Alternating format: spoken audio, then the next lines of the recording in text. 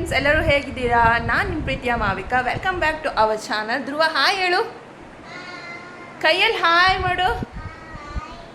Okay, ಇವಾಗ ನಾನು ಈವ್ನಿಂಗಿಂದ vlog start ಮಾಡ್ತಾ ಇದ್ದೀನಿ.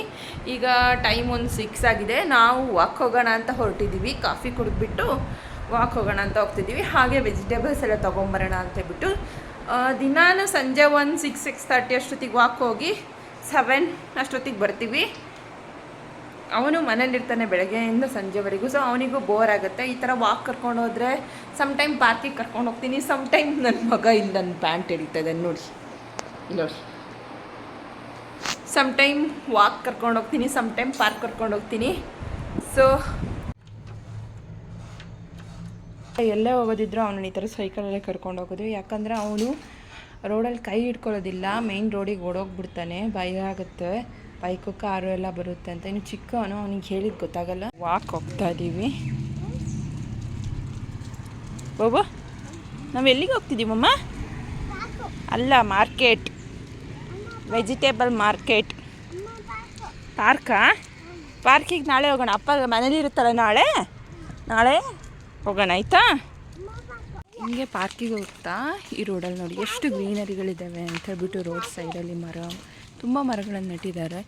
ಇಲ್ಲಿ ವಾಕ್ ಮಾಡೋಕ್ಕೂ ತುಂಬ ಚೆನ್ನಾಗಿ ಅನಿಸುತ್ತೆ. ಇಲ್ಲೆಲ್ಲರೂ ಅಷ್ಟೇ ಫುಲ್ ಮನೆ ಮುಂದ್ಗಡೆ ಮರಗಳನ್ನು ನೆಟ್ಕೊಂಡಿದ್ದಾರೆ. ತುಂಬ ಚೆನ್ನಾಗಿದೆ. ಸ್ವಲ್ಪ ಕೋಲ್ಡ್ ಅನಿಸುತ್ತೆ ಈ ಬೇಸಿಗೆ. ಸಖತ್ ಬಿಸಿಲಿರೋದ್ರಿಂದ ಮನೆ ಹತ್ತಿರ ಗಿಡ ಮರಗಳಿದ್ದರೆ ಸ್ವಲ್ಪ ಕೂಲ್ ಅನಿಸುತ್ತೆ.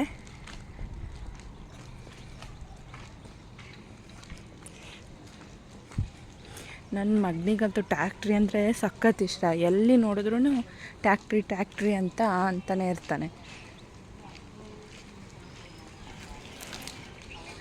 ನೋಡಿ ಎಷ್ಟು ಚೆನ್ನಾಗಿದೆ.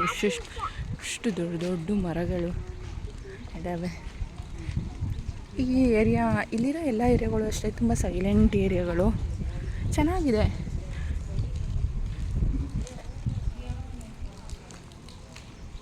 ಮನೆ ಮುಂದ್ಗಡೆ ಅವರೇ ಚಿಕ್ಕ ಚಿಕ್ಕ ಗಾರ್ಡನ್ಗಳನ್ನೆಲ್ಲ ಮಾಡ್ಕೊಂಡಿರ್ತಾರೆ.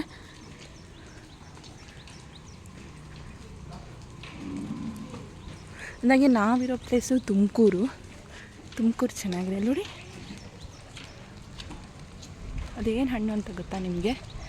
ಅದು ಚಕ್ಕೋತ ಅಂತ ಹೇಳಿಬಿಟ್ಟು ತುಂಬ ಚೆನ್ನಾಗಿರುತ್ತೆ ತಿನ್ನೋಕ್ಕೆ. ಆರೆಂಜ್ ಹೆಂಗಿರುತ್ತೋ ಅದೇ ಥರ ಇರುತ್ತೆ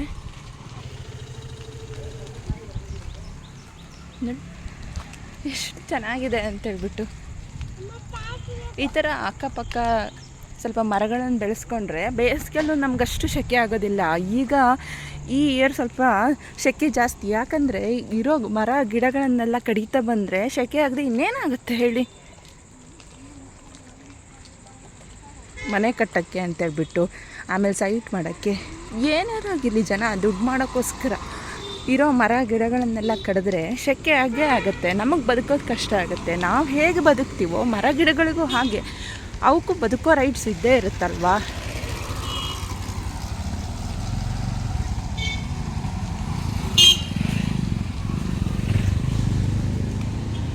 ನೋಡಿ ಹೆಂಗೆ ಸ್ಟೈಲಲ್ಲಿ ನಿಂತ್ಕೊತಾನೆ ಅಂತ ಬಿಟ್ಟು ಕುತ್ಕೊಳ್ಳಲ್ಲ. ಇಲ್ಲಿಂದ ಮಾರ್ಕೆಟ್ ಸ್ಟಾರ್ಟ್ ಆಗುತ್ತೆ.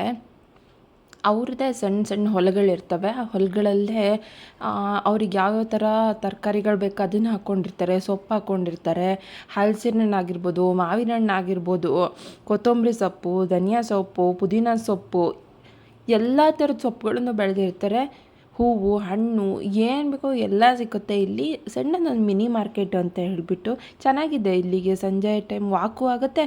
ಹಾಗೆ ನಮಗೆ ಬೇಕಾಗಿರೋವಂಥದ್ದು ವೆಜಿಟೇಬಲ್ಸು, ಫ್ರೂಟ್ಸು, ಆಮೇಲೆ ಏನಾದರೂ ಹೂವು ಎಲ್ಲ ಬೇಕಾದರೆ ಇಲ್ಲೇ ಸಿಕ್ಕುತ್ತೆ.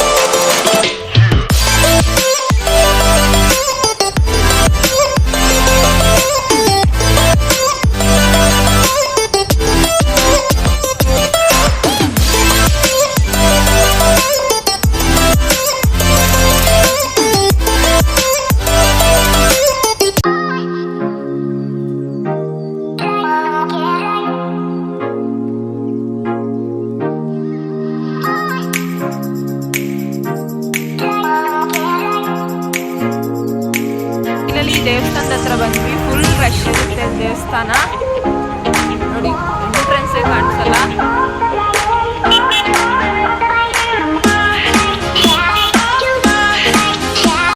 ನಾವು ಪ್ರತಿ ಗುರುವಾರನೂ ರಾಘವೇಂದ್ರ ಸ್ವಾಮಿ ಮಠಕ್ಕೆ ಬಂದೇ ಬರ್ತೀವಿ, ಮಿಸ್ ಮಾಡೋದೇ ಇಲ್ಲ. ನಮಗೆ ಇಲ್ಲಿಗೆ ಬಂದರೆ ಏನೋ ಒಂಥರ ಎನರ್ಜಿ ಸಿಕ್ಕುತ್ತೆ, ಒಂಥರ ಖುಷಿ ಸಿಕ್ಕುತ್ತೆ. ದೇವಸ್ಥಾನಕ್ಕೆ ಬಂದು ಅಲ್ಲಿಂದ ರಾಘವೇಂದ್ರ ಸ್ವಾಮಿ ಅವ್ರದ್ದು ಮಂತ್ರಾಕ್ಷತೆ ಆಗಿರ್ಬೋದು, ಅಲ್ಲಿನ ದೇವಸ್ಥಾನದ ಎನ್ವೈರ್ಮೆಂಟ್ ಆಗಿರ್ಬೋದು, ತುಂಬ ಖುಷಿ ಅನಿಸುತ್ತೆ.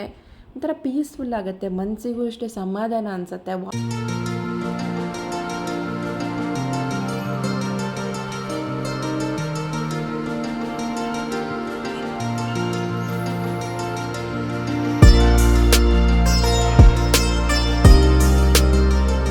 पूज्याय राघवेन्द्राय सत्यधर्मरताय च ಭಜತಾಂ ಕಲ್ಪವೃಕ್ಷಾಯ ನಮತಾಂ ಕಾಮಧೇನುವೆ. ರಾಘವೇಂದ್ರ ಸ್ವಾಮಿ ನಿಮಗೆಲ್ಲರಿಗೂ ಆರೋಗ್ಯ ಆಯುಷ್ಯ ಕೊಟ್ಟು ಕಾಪಾಡಲಿ.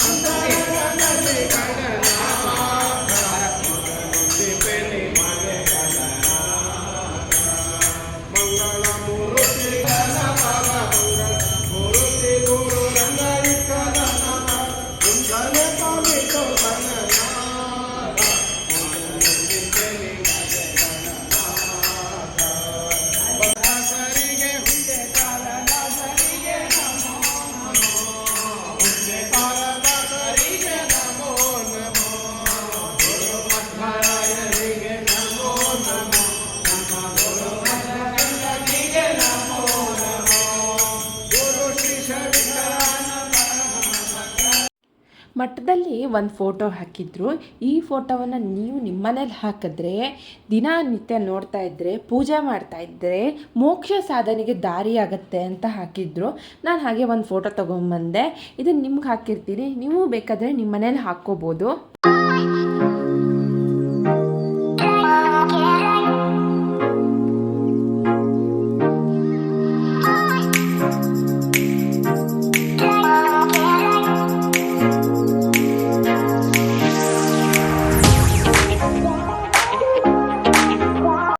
ಶ್ರೀ ರಾಘವೇಂದ್ರ ಸ್ವಾಮಿಯವರು ನಿಮಗೆಲ್ಲರಿಗೂ ಒಳ್ಳೇದು ಮಾಡಲಿ ಅಂತ ಕೇಳ್ಕೊತೀನಿ.